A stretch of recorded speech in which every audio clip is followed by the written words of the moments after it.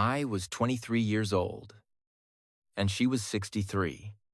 When people saw us holding hands in public, they stared at us with pure disgust. They called me a dirty gold digger behind my back. They thought I was a poor, lazy boy sleeping with a rich old woman just to steal her money. They thought I was secretly waiting for her to die so I could take her massive mansion. They were completely and tragically wrong. I did not sleep with her for her bank accounts. I slept with her because she was the only person in the entire world who saved my life. My name is Julian, and this is the true story of how I fell deeply in love with a woman 40 years older than me. To understand how we ended up in the same bed, you have to understand my dark past. 5 years ago, my life was completely destroyed. I had just lost both of my parents in a terrible car accident. I had no family, no money, and absolutely no reason to keep living. I dropped out of college because I could not focus on my classes. I lost my small apartment because I could not pay the rent. I ended up sleeping in my rusty old car during the freezing winter. I was starving, depressed, and entirely alone in a cold world. One morning, I saw a job paper pinned to a wall in a local coffee shop. It was a job for a live-in gardener at a large, private estate outside the city. The pay was very low, but it included a small, warm room above the garage. I spent my last $5 on gas and drove to the address. The house was a massive, dark mansion hidden behind tall iron gates. That was the exact day I met Eleanor. She was 63 years old. She opened the heavy wooden door wearing a simple white dress. Her face was lined with deep wrinkles, but her eyes were bright blue and very sharp. She looked at my dirty clothes, my tired face, and my shaking hands. She did not ask for my resume or my professional work history. She simply looked into my eyes and saw the exact same loneliness that she had in her own heart. "You look like you need a safe place to sleep, Julian," she said softly. "The job is yours." For the first 6 months, we barely spoke a single word to each other. I spent my days outside in the massive garden, pulling weeds and cutting grass. I worked until my muscles ached and my hands were covered in dirty blisters. Physical pain was a beautiful distraction from my emotional sadness. Eleanor spent her days sitting alone in her dusty library, reading old books. She was a very wealthy widow. Her husband had passed away 10 years earlier from a sudden heart attack. She had 3 adult children, but they were incredibly selfish and greedy. They rarely visited her. They only called her when they needed money to buy a new house or start a business. She lived in a massive mansion surrounded by expensive art, but she was completely starving for human connection. Our relationship slowly began to change during a terrible winter storm. The snow was falling heavily, and the electricity in the main house completely shut off. I walked from my small garage room to the main house to make sure she was safe. I found her sitting in the dark living room, shivering from the extreme cold. I built a large, warm fire in the old stone fireplace. Instead of going back to my lonely room, I sat on the floor near the fire to keep her company. That night, we finally started talking. We talked about the deepest, most painful parts of our souls. I told her about the agonizing guilt and sadness I felt over my parents' death. I cried in front of her, letting out years of trapped, toxic sorrow. She did not judge me, and she did not offer me cheap advice. She just listened to me with absolute, unconditional care. Then, she told me about her own silent suffering. She told me how invisible she felt as an older woman in a world that only loves young people. She told me how her children treated her like a walking bank account instead of a real mother. "When you get old, Julian," she whispered, looking into the fire, People stop looking at you. You become a ghost long before you actually die. In that dark, freezing room, our two broken souls completely recognized each other. We were separated by 40 years of time, but our pain was exactly the same age. From that night forward, everything shifted completely. I stopped being just the gardener, and she stopped being just my wealthy boss. We became best friends. We spent hours in the library, debating history and reading books together. She had a brilliant, wicked sense of humor that made me laugh until my stomach hurt. But the true depth of our intimacy began because of my terrible nightmares. Ever since my parents died, I suffered from horrific night terrors. I would wake up screaming in the middle of the night, covered in cold sweat. One night, my nightmare was so severe that I actually fell out of my bed and hit my head. Eleanor heard the loud crash and came running outside in the freezing cold. She found me sitting on the floor of my room, shaking uncontrollably in a panic attack. She did not call for a doctor. She simply sat down on the cold floor next to me and pulled my head onto her shoulder. She stroked my hair gently and hummed a quiet song until my heart stopped racing. Come inside the main house. Julien, she told me, softly, you should not be alone when the dark memories come. She led me into her massive, warm bedroom. She pulled back the heavy blankets on her large bed and told me to lie down. She lay down right next to me and turned off the lamp. There was absolutely nothing sexual or inappropriate about it. It was the purest, most innocent form of human care I have ever experienced. I was a terrified boy looking for safety, and she was a lonely woman looking for someone to love. We slept in the same bed that night, and for the first time, I did not have a single nightmare. I slept peacefully, surrounded by the soft smell of her lavender perfume. That night became our new, permanent routine. I moved my clothes into the main house. Every night.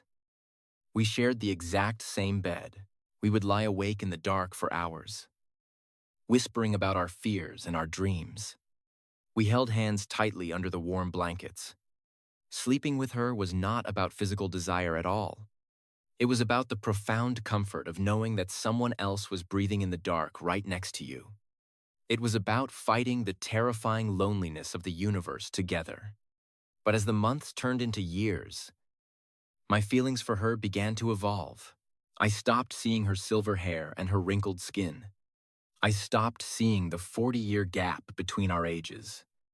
I only saw the beautiful, brilliant, and deeply kind soul that lived inside her fragile body. I fell completely and hopelessly in love with her. I loved the way she smiled when she read a good book.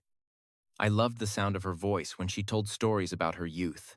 One evening, while we were sitting in the garden watching the sunset, I finally told her the truth. I reached across the wooden bench and took her hands in mine. I am in love with you, Eleanor, I said firmly, looking directly into her bright blue eyes. She looked at me, and a single tear rolled down her wrinkled cheek. She tried to pull her hands away, but I held onto them tightly. You cannot love me, Julien, she whispered, her voice cracking with deep sorrow. I am an old, dying woman. You are a young, handsome man with your entire life ahead of you. You need to find a young girl, get married, and have children. Do not waste your beautiful youth on a ghost. I shook my head, refusing to let her push me away. My youth means absolutely nothing if I have to spend it without you. I told her honestly, you saved my life. Eleanor, you gave me a reason to wake up in the morning. I do not want a young girl. I want the woman who held me when I was completely broken. She cried softly, resting her forehead against my chest. From that beautiful evening, We were officially a romantic couple. We stopped hiding our deep affection for each other inside the walls of the mansion. We started going into the city together.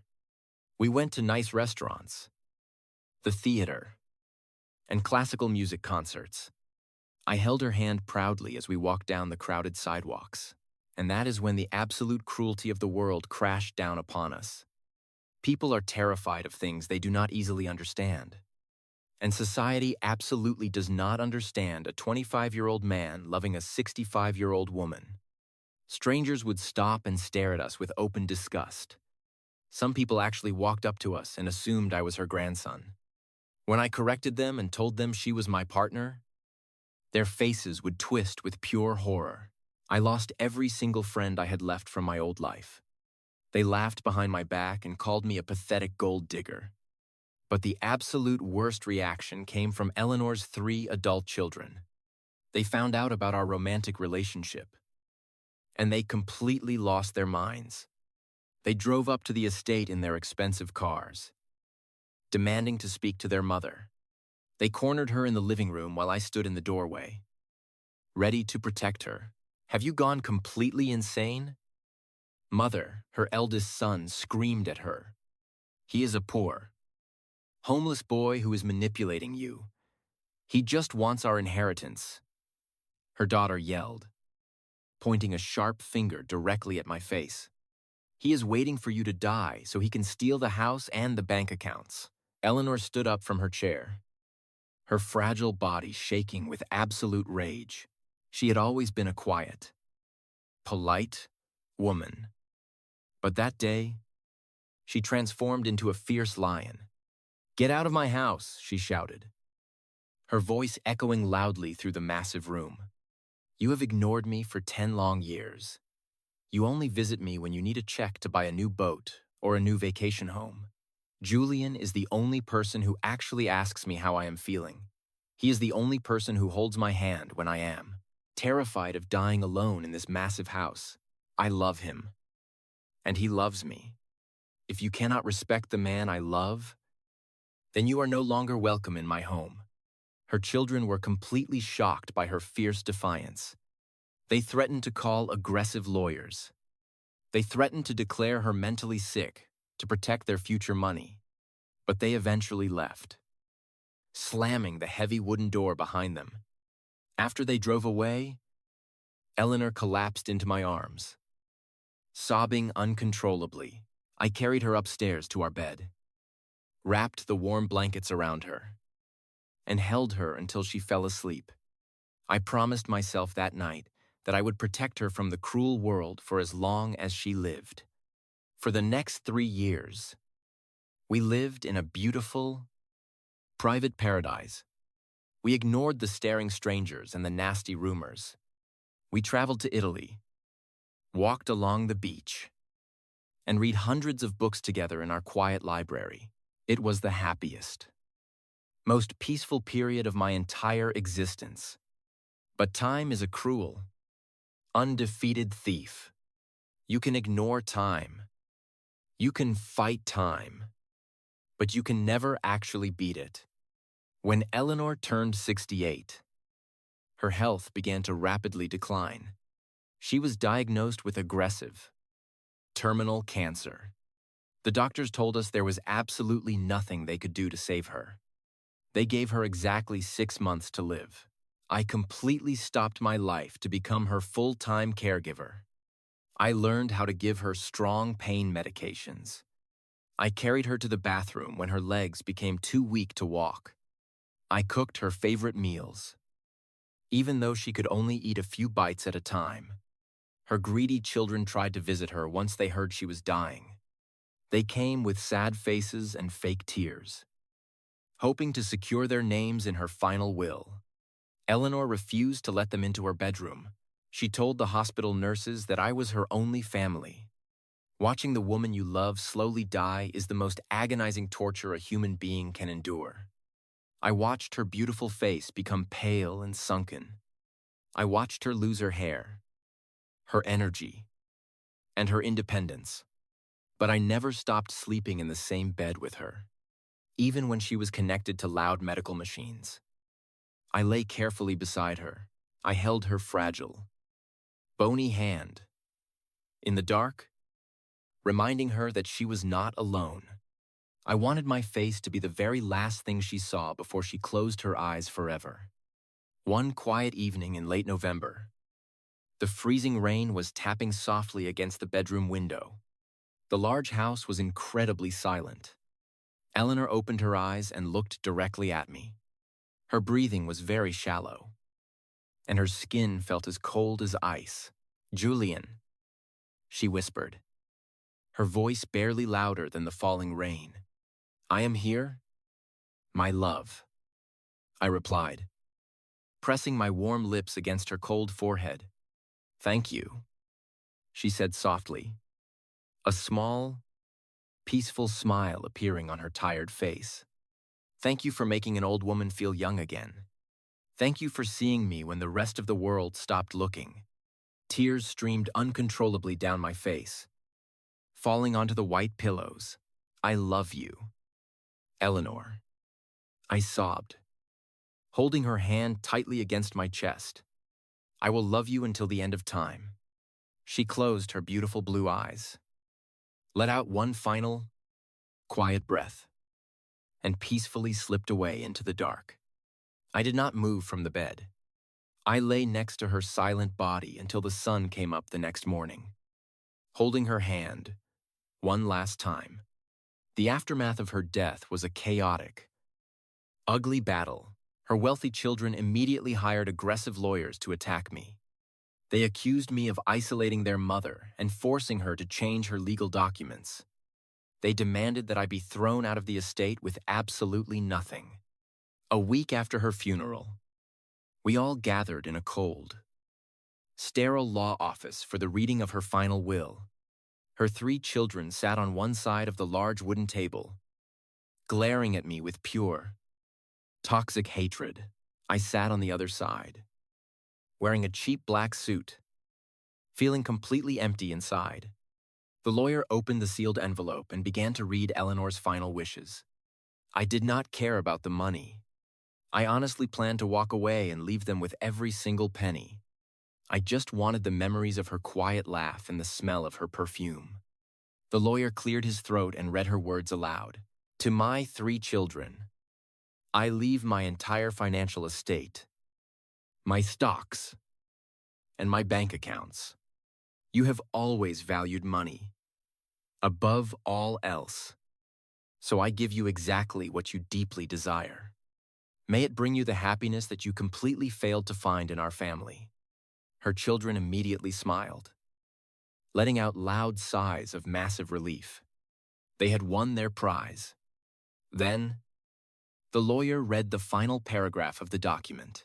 "To Julian, the man who saved my soul and held my hand in the dark, I leave the house, the gardens, and the library.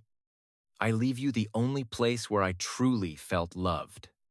But more importantly, I leave you a final instruction. You gave me the greatest final years a woman could ever ask for. But your life is just beginning. Do not let your heart turn cold. Julian, use this house as a safe sanctuary to write, to heal, and to eventually love again. Do not let the cruel judgment of the world make you cynical. Love is always worth the pain." The lawyer finished reading the document and placed it on the table. Her children were furious that I had been given the massive, multi-million-dollar property. They screamed. They threatened to sue. And they threw terrible insults at my face. But I did not hear a single word they said. I just looked at the lawyer's desk, feeling Eleanor's invisible arms wrapping tightly around my broken heart. She had outsmarted them all. She gave them the cold, lifeless money. But she gave me the home where our souls had connected. It has been 5 years since she passed away. I am now 33 years old. I still live in the massive estate, surrounded by the ancient oak trees and the beautiful gardens. I took her final advice. I used the quiet sanctuary of the house to heal my wounds. I became a successful author, writing books about the complex, beautiful, and unpredictable nature of human love. People still judge me. Of course, when the local newspapers wrote about my inheritance, the comments were filled with cruelty and cynical assumptions. They called me a genius gold digger who successfully manipulated a lonely old widow. But their nasty words do not hurt me anymore, because the loud opinions of strangers can never change the quiet truth of what happened in that house. I know what it feels like to be completely seen by another human being. I know what it feels like to fall in love with a soul, completely independent of the physical body that carries it. I sleep in the same large bed every single night. The left side of the bed is always perfectly and perfectly made. I am no longer terrified of the dark. And I no longer have crushing nightmares. Because even though she is physically gone, I know that she is still breathing softly in the quiet shadows of the room. I slept with an old woman, and she gave me the greatest, most profound, and most beautiful love story that a man could ever dream of.